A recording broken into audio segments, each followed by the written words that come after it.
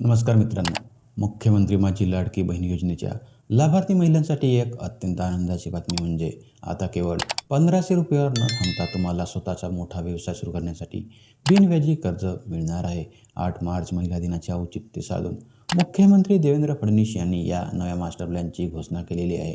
नेमकं हे कर्ज कसे मिळणार आणि सरकारचा प्लॅन काय आहे, त्याला सविस्तर जाणून घेऊया. नमस्कार मंडळी, मी गंगाधर तित्रीमारे.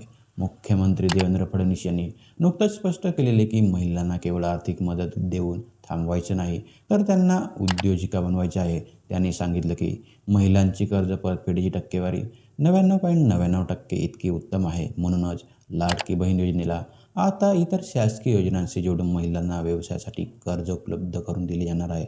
या योजनेची सुरुवात एका प्रायोगिक तत्वावर सुरू झालेली आहे. मुंबई बँकेचा पुढाकार. मुंबई बँकेच्या माध्यमातून सुमारे 6,500 महिलांना कोणताही जामीन किंवा हमी न घेता बिनव्याजी कर्ज देण्यात आलेलं आहे. परतफेडीची पद्धत विशेष म्हणजे या महिलांनी बँकेला खात्री दिलेली आहे की त्या त्यांच्या लाडकी बहीण योजनेच्या 1500 रुपयाच्या हप्त्यातून या कर्जाची परतफेड करतील. व राज्यात विस्तार. हा प्रयोग यशस्वी झाल्यामुळे आता हा पॅटर्न संपूर्ण महाराष्ट्रभर राबवला जाणार आहे. मुख्य भाग लखपती दीदी मिशन 2026. या मास्टर प्लॅनचं मुख्य उद्दिष्ट महिलांना लखपती दीदी बनवणं आहे. सरकारने 2026-27 या वर्षात अतिरिक्त 25 लाख महिलांना उद्योजिका बनवण्याचे लक्ष्य ठेवलेले आहे.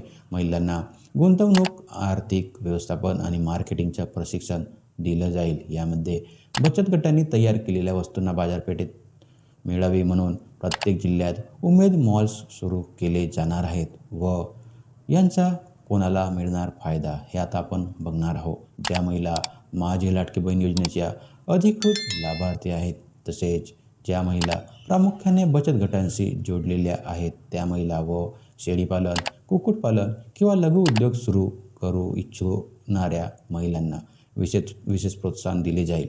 तर मित्रांनो, लाडक्या बहिणींना आता स्वतःच्या पायावर उभं करण्यासाठी सरकारनं हे मोठं पाऊल उचललेलं आहे. या कर्जासाठी अर्ज प्रक्रिया कशी असेल आणि बँकांचे नियम काय असतील यावर लवकरच अधिकृत शासन निर्णय GR हे येईलच.